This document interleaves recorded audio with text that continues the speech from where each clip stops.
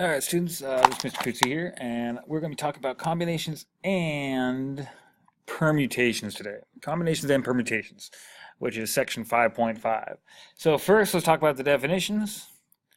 A combination is an arrangement of items where order does not matter. So the best example of this would be combination pizza. Think of that to help you remember. With combination pizza, if you get pepperonis, mushrooms, and olives, it doesn't matter what order they put them on there. When the pizza arrives, you won't be able to tell which one went first. It doesn't really matter. You're still going to eat the pizza, probably. So, three different topping choices. They all go on top of the pizza. It doesn't matter which one's placed first. Okay. Permutation is an arrangement where order does matter. This would be anytime we have a track meet. When the runners are running, we care a lot about the order that they finish. Okay, so that would be a case of a permutation. The first, second, third place finishers, those could be figured out with permutations. Okay, so let's jump right in. What I'd like to do is give you some help with some of the homework questions. Okay, and see if there are permutations or combinations, and see if we can make sense of them. Okay. Exercise 1 to 3, find the number of ways you can arrange all the letters and 2 of the letters. Okay, so if you're using these 3 letters, okay, how many ways could you rearrange them? All right, let's see if we can figure this out. So what it is sort of with hat, if you're going to rearrange these, the way you want to think about it is very similar to what we did before. Okay, there's 3 letters, so when you choose the first letter, there's 3 choices. All right. Choices. And let's say you chose the A.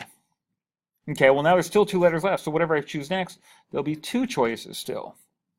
And then once they say we choose T, there's only 1 choice left. So your choices, you have 3 for the first one, 2 for the second one, 1 for the next one.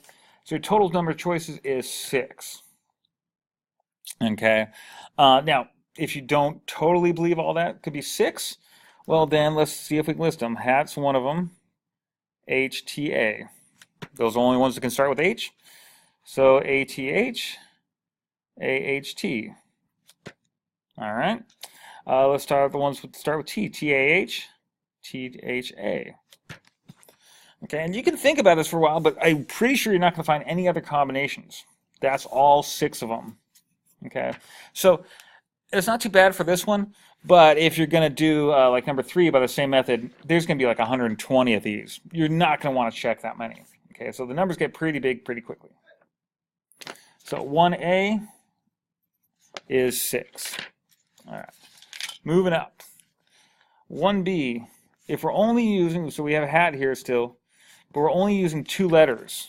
Okay, well, it turns out there'll still be 3 choices for the first one, 2 choices for the next one. 3 times 2 is 6. I'm like, huh? What the heck?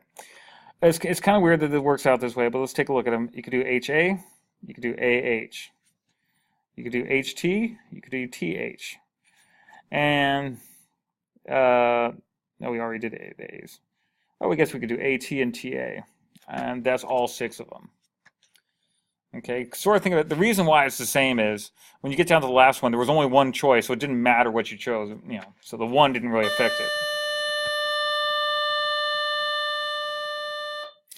Excuse the bell there for a moment. Okay, so number 3, 2 and 3 will be the same. Port. If you're using all the letters, you have 1, 2, 3, 4 choices. You have 4 choices for the first, 3 choices, then 2 choices, then 1.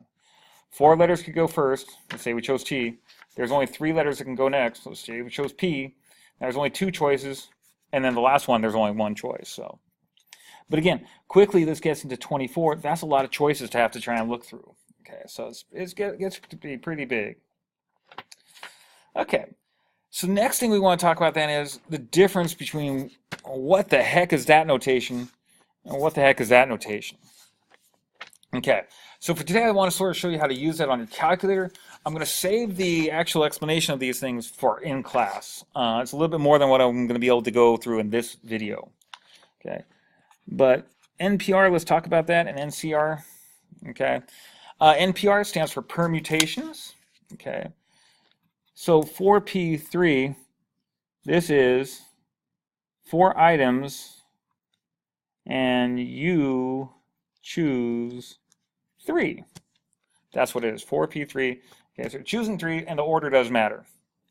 Okay, so a couple things here. Let's go through a couple different calculators. This one, you can see it right there. There's an NCR and an NPR button. Okay, so for this one, I would go turn it on first. Clear it out. 4. Now, because it's in yellow, I have to go second. And what the heck happened there? 4, second, NPR, and then 3. That gives us 24. All right. We can check that on another calculator. If you have a more newer calculator, PRB for this calculator, for these Texas Instruments one, very similar though.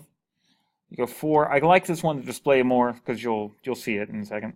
When you go PRB, give your choices NPR or NCR. Press enter, and 3. Types out exactly what you want. Looks just like that. Enter. Same answer. If you have a graphing calculator, these also have it. What you're going to want to do is go 4. You got to go through more menus here though. You want to press the math button. Math button's down here in the corner right there. And then you're going to go all the way over to PRB. So use the arrows to get to PRB and the second one. So it's kind of a lot of work, but it is in there. It's buried in the menus. You get 24. Same thing, all different calculators, same answer. All right, so that again is permutation.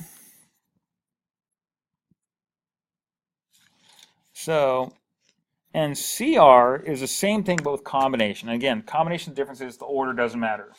Okay. So again, for pizza toppings, let's say a place has 12 topping choices, and you're choosing pizzas with 4 toppings. All you'd have to do for that kind of question is go 12, PRB, choose the NCR, and 4. Wow. $4.95. That's a whole heck of a lot of pizzas. You could order a different pizza every single day for the whole year, and you still never get through all the choices. All right, so that's sort of a combinations and permutations in a nutshell. I hope this sort of helps. If things are still confusing, don't panic. Just come back with questions on Monday. All right, have a great weekend, and I'll see you Monday, folks.